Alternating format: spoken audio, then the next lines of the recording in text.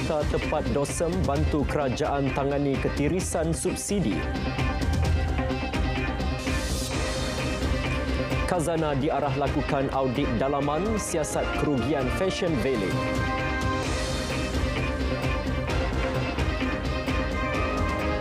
Assalamualaikum, salam Malaysia Madani. Kebocoran atau ketirisan subsidi yang disalurkan kerajaan kepada rakyat harus ditangani. Justru Perdana Menteri Datuk Seri Anwar Ibrahim berkata, bantuan Jabatan Perangkaan Malaysia DOSEM menyelenggara data wajar diberi pujian. Kajian baru-baru ini dalam beberapa persidangan termasuk Megatrends Khazanah, ternyata menurut kajian pakar-pakar ekonomi antarabangsa, Malaysia ini dengan hasil kutipan cukai yang paling rendah, tax base yang paling rendah, tetapi subsidi di antara yang tertinggi di Asia. Ya, betul baik beritanya, subsidi tertinggi, tetapi tanpa dibantu dengan angka dan data yang baik, kita dapati banyak juga subsidi ini yang bocor. Dan ketirisan ini mesti ditangani. Kalau tidak, kita akan terus menambah perbelanjaan tetapi tidak sampai kepada kumpulan sasaran. Beliau berucap pada majlis sambutan ulang tahun ke-75 DOSEM di Butterworth. Saudara, penyasaran subsidi yang dilaksana antara langkah penjimatan dalam urusan perbelanjaan negara sekaligus beri tumpuan kepada golongan berpendapatan rendah selain membantu membangun kelompok penjaja dan peniaga kecil. Perdana Menteri berkata naratif penyasaran itu perlu diperjelas dalam usaha mentadbir negara secara adil. Ada yang pendapatannya 1 juta sebulan. 1 juta ringgit sebulan. Subsidi elektrik bagi. Subsidi minyak bagi. Munsabah. Tak munsabah. Tak masuk akal diteruskan. Jadi ini yang saya lakukan. Bila kita tarik subsidi daripada dia, barulah kita bantu penjaja dan peniaga ni. Datuk Zainal kata, okey, bantu. Dari mana saya nak dapat wang? Dari jimatkan belanjaan negara. Jimat dari mana? Orang kaya, janganlah bagi sedekah. Subsidi, bagilah orang susah. Beliau berucap pada majlis perasmian Karnival Hari Penjaja dan Peniaga Kecil Peringkat Kebangsaan 2024 di Butterworth, Pulau Pinang. Perdana Menteri turut mengumumkan pertambahan RM250,000 peruntukan kepada sektor berkenaan. Menerusi Belanjawan 2025, RM50 juta diperuntuk bagi geran padanan digital PMKS dan penjaja.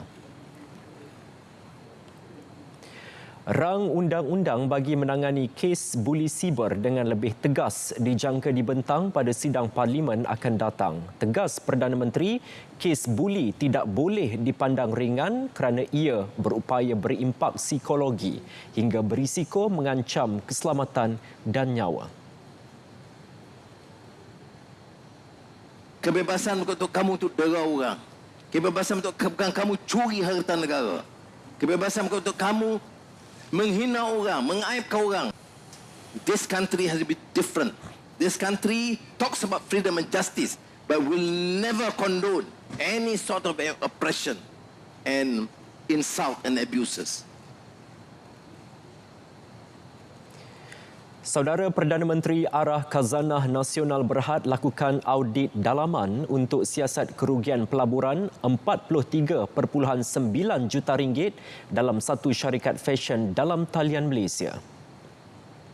Jelas Datuk Seri Anwar Ibrahim yang juga pengerusi Khazanah, arahan tegas itu dibuat susulan pengumuman beliau yang arahkan Jabatan Audit Negara lakukan pengauditan terhadap 2,000 GLC.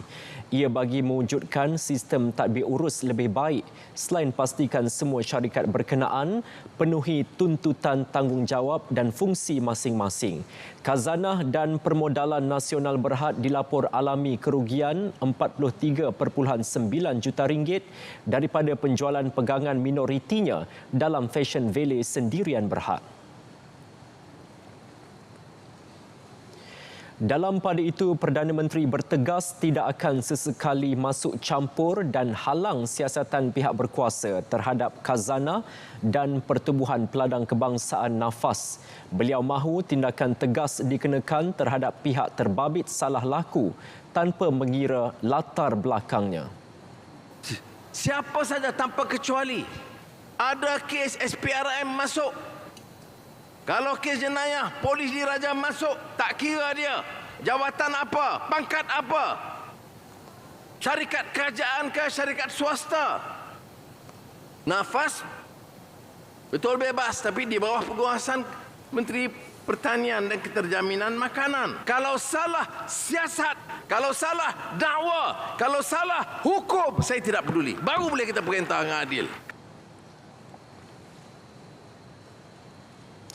Sementara itu, Suruhanjaya Pencegahan Rasuah Malaysia SPRM beri jaminan siasatan berkait kerugian pelaburan oleh Khazanah dan PNB dalam satu perniagaan fashion dalam talian tempatan akan dijalankan secara adil dan profesional. Ketua Pesuruhjaya SPRM Tan Sri Azam Baki berkata, kertas siasatan ke atas kerugian pelaburan itu juga telah dibuka. Siasatan itu penting kerana ia melibatkan penggunaan dana awam dan menjadi isu berkepentingan awam. Justru, beliau meminta orang ramai beri ruang untuk siasatan dilakukan serta elak spekulasi dan perbicaraan awam terhadap pihak terbabit. Buat julung kalinya, Jabatan Perangkat Malaysia DOSEM menerbitkan laporan indikator kos sara hidup KSH 2023 sempena Majlis Sambutan Ulang Tahun ke-75-nya. Laporan meliputi indeks kos sara hidup dan perbelanjaan asas kehidupan wajar PAKW.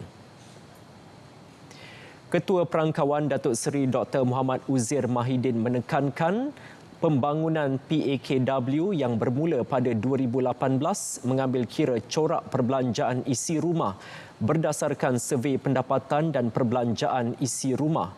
Hasil dapatan ini turut mengambil kira lokaliti dan profil demografi sesuatu kawasan. Berikan satu nilaian tentang pembelanjaan asas kehidupan bagi setiap daerah di seluruh negara, 162 daerah, dan kita ada juga membangunkan kalkulator PAKW yang boleh orang ramai download daripada Apple Store dan juga Android, dan juga boleh diakses di URL MyPAKW. Kita juga buat pertama kali dalam sejarah negara menghasilkan pengiraan KDNK daerah. Ini akan membantu pentadbiran di tingkat daerah memperkukuhkan dari segi potensi-potensi yang ada di daerah, dan pastinya aspek-aspek pekerjaan, aspek-aspek penerimaan gaji dan upah, kos sara hidup adalah perkara yang amat dekat kepada rakyat.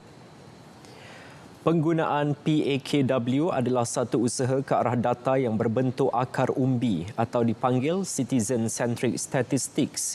Ia juga dapat memperkasa masyarakat dalam membuat keputusan melalui indikator yang diterbitkan. Beliau ditemui media pada Majlis Sambutan Ulang Tahun Jubli Intan DOSEM di Butterworth. Majlis dirasmikan Perdana Menteri Datuk Seri Anwar Ibrahim. Sementara itu, DOSEM dalam kenyataannya memaklumkan purata perbelanjaan asas kehidupan wajar PAKW bulanan isi rumah pada tahun 2023 mencecah RM4,729. Ia membabitkan purata saiz isi rumah seramai 3.8 orang. PAKW di bandar lebih tinggi berbanding luar bandar. Masing-masing merekodkan RM5,040 dan RM3,631. Isi rumah dengan bilangan ahli lebih ramai memerlukan perbelanjaan lebih besar untuk penuhi keperluan makanan dan bukan makanan. Dan menjelang kepengerusian ASEAN 2025, DOSEM sambut baik mandat Perdana Menteri dalam menjadi contoh dan rujukan kepada negara serantau. Ketua Perangkawan Datuk Seri Dr. Muhammad Uzair Mahidin berkata pihaknya sentiasa bersedia dalam menjadi rujukan khusus dalam bidang data. Ini kerana terdapat banyak lawatan dari negara luar selain warga DOSEM dijadikan pakar rujuk. Tadi yang Muhammad inginkan juga bagaimana perkhidmatan listrik dapat ditonjolkan lebih tinggi sebagai satu rujukan, dan memang itu antara perkara yang sentiasa kita tekankan. Dan kalau kita lihat dalam rekod jabatan, kita telah dihadiri, dikunjungi banyak negara daripada pelbagai benua, bahkan anggota-anggota DOSEM juga dijadikan pakar rujuk oleh pelbagai negara. Dan pastinya satu perkara juga ditekankan oleh Yang Amat Berhormat Perdana Menteri ialah untuk DOSEM terus meningkatkan, mempertahankan prestasi yang telah baik, bahkan meningkatkan lagi sumbangan kepada negara.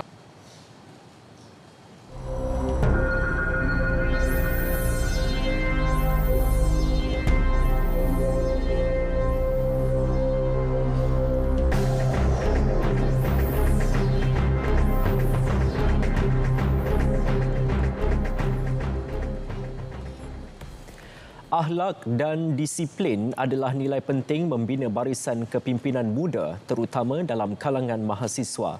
Perdana Menteri berkata ia sekaligus dapat mewariskan generasi kepimpinan yang dapat mewakili rakyat, menegakkan kebenaran dan keadilan. Ya, kerana banyak orang dapat ilmu, tapi hilang apa? Hilang nilai, hilang akhlak.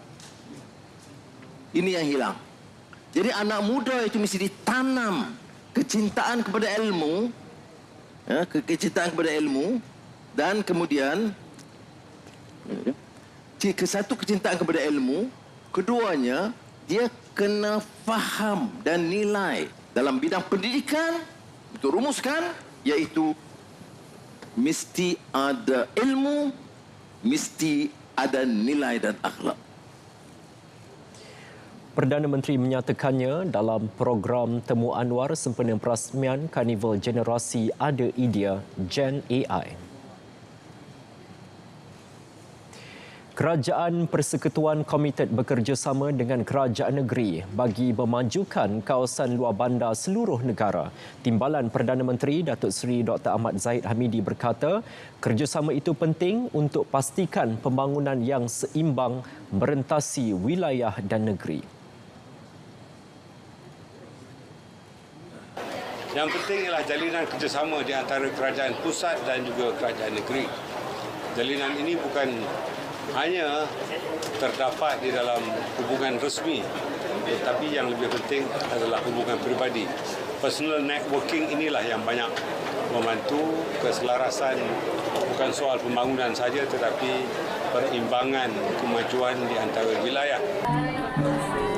Beliau ditemui pemberita pada Majlis Pemimpin Bersama Rakyat di Betung, Sarawak.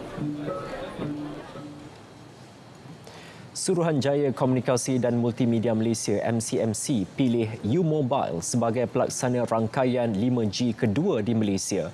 Usaha itu bagi maksimumkan potensi teknologi 5G demi manfaat rakyat, industri dan negara.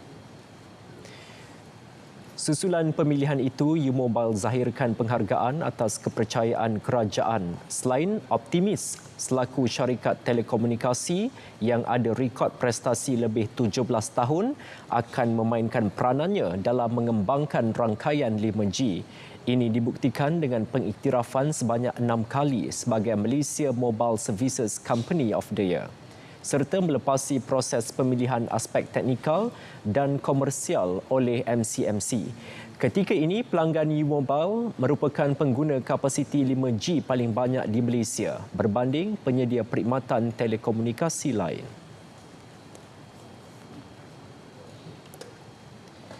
Saudara Ketua Audit Negara diberi kuasa jalankan pengauditan terhadap akaun 1,856 badan lain termasuk GLC berkuat kuasa semalam. Jabatan Audit Negara JAN menyatakan perkara itu berdasarkan perintah audit akaun badan lain pindaan 2024 yang diwartakan 31 Oktober lepas setelah diperkenan Yang di-Pertuan Agong. Jumlah akaun yang diwartakan itu meningkat lebih sekali ganda berbanding 925 badan lain termasuk syarikat pada tahun 2022. Sejajar perintah audit yang dikuatkuasakan, JAN sedang bangunkan garis panduan pelaksanaan pengauditan syarikat GLC dan akan dikeluarkan dalam masa terdekat. Semasa pembentangan belanjawan 2025, Perdana Menteri umumkan JAN diberi peranan lebih besar membabitkan pelaksanaan audit terhadap hampir 2,000 syarikat dan entiti yang terima peruntukan dan jaminan kerajaan.